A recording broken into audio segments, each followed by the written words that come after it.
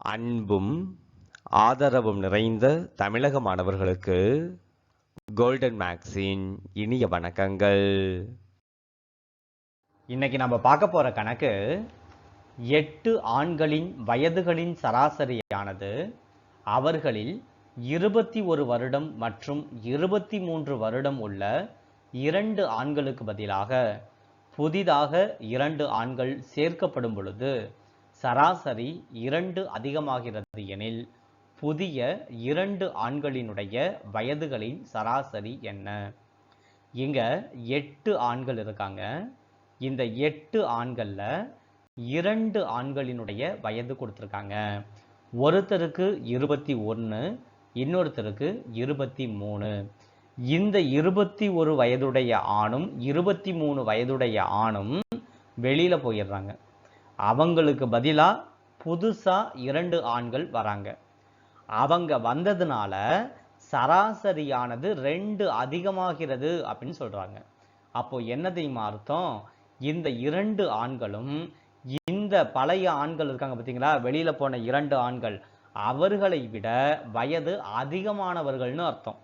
ஒருவேளை இங்க சராசரி குறையுது அப்படின்னு சொன்னாங்கன்னா அந்த 2 ஆண்களுமே வெளியில போன 2 ஆண்களை விட வயது குறைவானவர்கள்னு அர்த்தம். எங்க சராசரி அதிகமாகிறதுன்னு கொடுத்ததுனால இவங்களுடைய வயது வெளியில் போன ஆண்களினுடைய வயதை விட அதிகம்.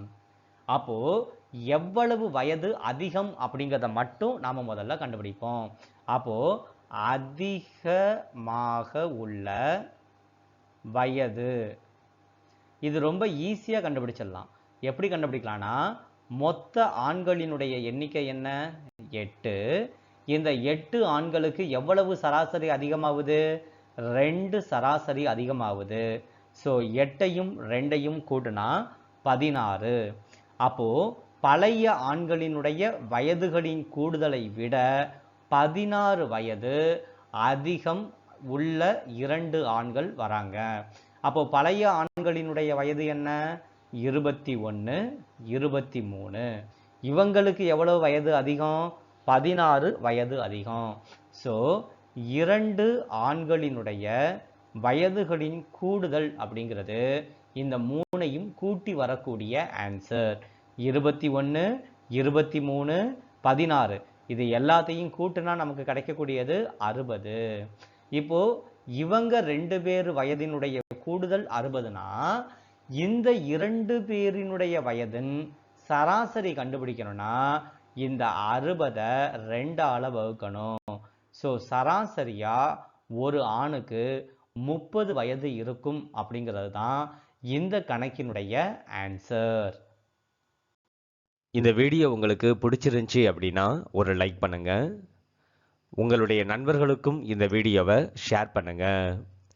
இதே போன்ற வீடியோ உங்களுக்கு ரெகுலராக கிடைக்கணும் அப்படின்னா மறக்காமல் நம்மளுடைய சேனலை சப்ஸ்கிரைப் பண்ணுங்கள்.